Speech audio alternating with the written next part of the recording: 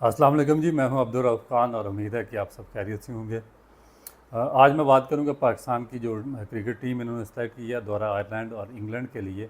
और इम्कान यही है कि यही टीम ज़्यादातर मेरा ख्याल है कि वर्ल्ड कप भी खेलेगी। मैं इसमें थोड़ा सा सिलेक्शन क्राइटेरिया पे बात करूंगा और स्पेशली हारिस रऊफ़ की सिलेक्शन के बारे में बात करूंगा, जो PSL में एक कैच पकड़ते हुए अपना शोल्डर इंजर्ड करवा बैठे थे और उसके बाद से अभी तक वो दोबारा उनकी रिहेबिलिटेशन प्रोसेस मुकम्मल नहीं हुआ, फिट नहीं हुए, मगर उसके बावजूद उनको आयरलैंड और इंग्लैंड के टूर में सेलेक्ट किया गया है। और ये वो चीज़ है जो पाकिस्तान क्रिकेट को बहुत सीरियसली डैमेज कर रही है। अब देखें कि जो पास्ट वर्ल्ड कप हुआ और उससे पहले जो एशिया कप हुआ है और फिर जो पाकिस्तान का ओवरसीज़ न्यूजीलैंड का टूर था, उसमें अगर हारिस रऊफ़ की इन 3 इवेंट्स में परफॉर्मेंस निकालें तो बिल्कुल बिलो द बेल्ट थी। उसके बाद जो ऑस्ट्रेलिया का टूर था, उन्होंने अपना नाम विड्रा करा दिया था, और क्योंकि वहाँ पर टेस्ट मैचेस थे और उनकी फ़िटनेस इस काबिल नहीं थी कि वो टेस्ट मैचेस खेल सकते, तो इस वजह से उन्होंने कहा मैं नहीं खेलूँगा। मगर उसमें जो पाकिस्तान क्रिकेट बोर्ड की मैनेजमेंट थी, आप देखें कि उन्होंने उनको 3 फॉर्मेट का कॉन्ट्रैक्ट दिया हुआ था और 3 कॉन्ट्रैक्ट के उनको पैसे दिए जा रहे थे कि जब भी वो या पाकिस्तान को टेस्ट या वनडे या T20 फॉर्मेट खेलेगा तो उसमें हम इनको खिला सकते हैं। मगर उन्होंने स्ट्रेट अवे उसको इनकार कर दिया। उनको थोड़ी सी पनिशमेंट दी गई, मगर उसके बावजूद उनका थोड़े अरसे के बाद उनका कॉन्ट्रैक्ट दोबारा बहाल कर दिया गया। अभी एक दफ़ा फिर उनको आयरलैंड और इंग्लैंड के टूर में शामिल किया गया, जो कि मेरा ख्याल है कि बिल्कुल भी मुनासिब नहीं है। और जो यंग प्लेयर्स हैं, अपकमिंग प्लेयर्स हैं, उनके साथ बहुत ज़्यादा उनके साथ आप कह सकते हैं कि बहुत ज़्यादा ज़्यादती की बात है। आप देखें कि सिलेक्शन क्राइटेरिया इस तरह नहीं बनता। या तो ये सिलेक्टर्स जानते हैं एग्जैक्टली कि ये डैमेज होंगे, दोबारा अनफिट होंगे इस टूर में, और उसके बाद हमें हसन अली को वर्ल्ड कप में खिलाने का मौका मिल जाएगा। आप देखें कि ये इस तरीके से जो अपने फेवरेट प्लेयर्स होते हैं उनकी पाकिस्तान टीम में जगह बनाते हैं, और इस तरह ये अवाम का जो 25 करोड़ अवाम है, जो एक दीवानगी से पाकिस्तान की क्रिकेट को पसंद करती है, उसको बैक करती है,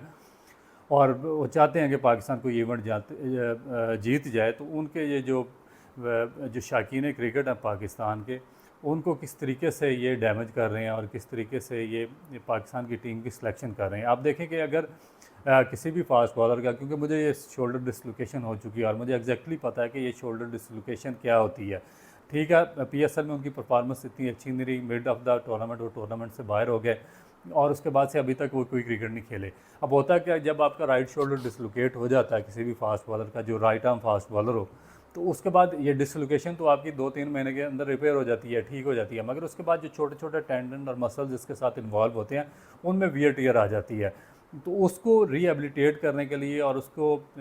दोबारा सिस्टम में वापस आने के लिए आपको लंबी ट्रेनिंग की ज़रूरत होती है, आपको रनिंग की ज़रूरत होती है, आपको फर्स्ट क्लास मैचेस की ज़रूरत होती है, और आपको जो डोमेस्टिक क्रिकेट होती है उसमें कम से कम 1-2 महीने गुजारने की ज़रूरत होती है, ताकि आप एग्जैक्टली जांच सकें कि आपकी फ़िटनेस का लेवल क्या है, क्या आप थ्रो करने के काबिल हैं। आप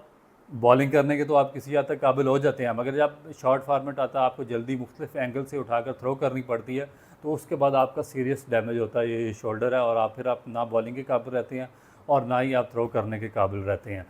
तो ये मेरा ख्याल है कि हसन अली को बगैर किसी डोमेस्टिक फॉर्मेट में ट्राई करने के सीधा उसको उठाकर इंटरनेशनल टूर पर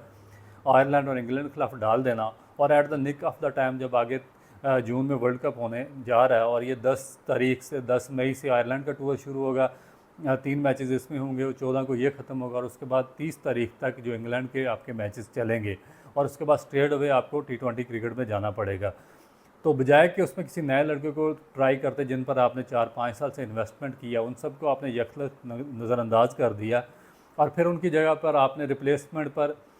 हसन अली को रखा। अब देखिए, इसमें 2 चीज़ें आ जाती हैं, या तो ये सिलेक्टर बिल्कुल नाअहल है, इनको पता ही नहीं है स्पोर्ट्स साइकोलॉजी का, स्पोर्ट्स की जो ह्यूमन अनाटमी है उसका नहीं पता इनको, बॉडी मैकेनिक्स किस तरह काम करते हैं, मसल किस तरह चलते हैं उसका भी नहीं पता, इन्होंने इसलिए हारिस रऊफ़ को उठाकर इस टूर्नामेंट में, इस सीरीज़ में डाल दिया। या फिर इतना ही ये क्लेवर है, इनको मेडिकल पैनल या लोग पहले बता चुके हैं कि ये आगे एग्जिस्ट नहीं करेंगे और इस सीरीज़ में ही बाहर हो जाएंगे, तो इसलिए इन्होंने जो अपना इनका फेवरेट एक आदमी था हसन अली, जिसको from nowhere last world cup में भी इन्होंने खिलाया, और वो मोस्ट ऑफ द मैचेस में अपने ओवर का कोटा भी मुकम्मल नहीं कर सके थे, तो उनको ये T20 फार्मेट में ज़बरदस्ती टीम में डालने के लिए उनको इन्होंने अनाउंस किया, ताकि ये जो हारिस रऊफ़ हैं इस सीरीज़ से बाहर हो जाएं और हसन अली को हमें वर्ल्ड कप खिलाने का मौका मिल जाए, और हमने जीतना तो वहाँ पर क्या है, खैर वहाँ पर एंजॉय करें और अपना जो ग्रुप है उसको स्ट्रॉन्ग करके वापस आ जाएँ। तो ये लोग, ये मेंटालिटी है इनकी, इस तरीके से ये पाकिस्तान की क्रिकेट चला रहे हैं, इस तरीके से जो पाकिस्तान की शाकीन क्रिकेट हैं, 25 करोड़ अवाम है, उसके जज्बात को मजरू करते हैं, उनको धोखा दिया जाता है, और अपने फेवरेट प्लेयर्स को पसंद किया। ना सिर्फ टीम के अंदर इंडक्ट किया जाता है बल्कि उनकी जगह भी बनाई जाती है और फ्राम नो वेयर उनको पकड़कर सिलेक्शन क्राइटेरिया में फिट भी किया जाता है। अगर अनफिट हो, जैसे आज़म खान अनफिट था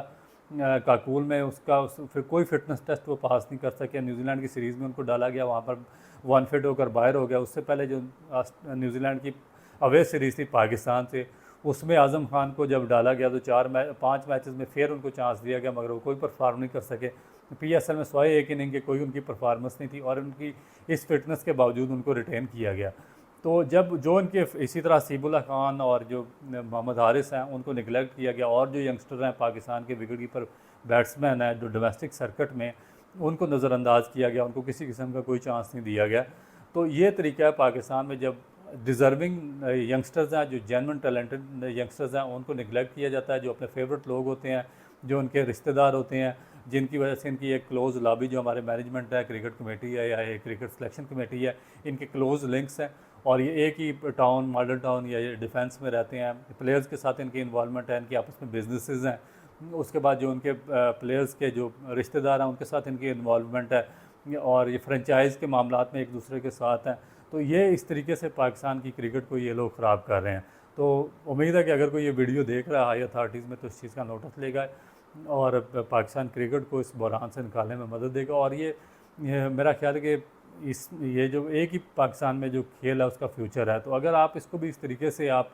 इस्तेमाल करेंगे अपने पर्सनल बेनिफिट के लिए और पाकिस्तान के जो नेशनल इंटरेस्ट हैं उनको सरेंडर करेंगे, इतने बुरे तरीके से उनको मजरूह करेंगे, तो फिर ये भी, इसका भी मेरा ख्याल है कि आगे कोई लॉन्ग फ्यूचर तो नहीं होगा। ये भी हॉकी और स्क्वाश जैसा हाल पाकिस्तान की इस क्रिकेट का भी हो जाएगा।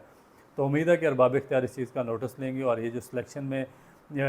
मिस मैनेजमेंट है और कोताहियाँ और काफ़ी ज़्यादा जो सिलेक्टर्स अपनी मर्ज़ी के इन्होंने अनाउंस किए हुए हैं, उससे पाकिस्तानी कौम की जान छुड़ाएंगे और जो फेयर लोग हैं, जो मेरिट पर लोग हैं, जो एजुकेशनिस्ट हैं, उनको चांसेस वगैरह दिए जाएंगे। उम्मीद है कि आपको ये व्लॉग पसंद आया होगा। एक नए व्लॉग के साथ इंशाल्लाह दोबारा आपकी खिदमत में हाज़िर होंगे। इजाज़त दीजिए। Thank you.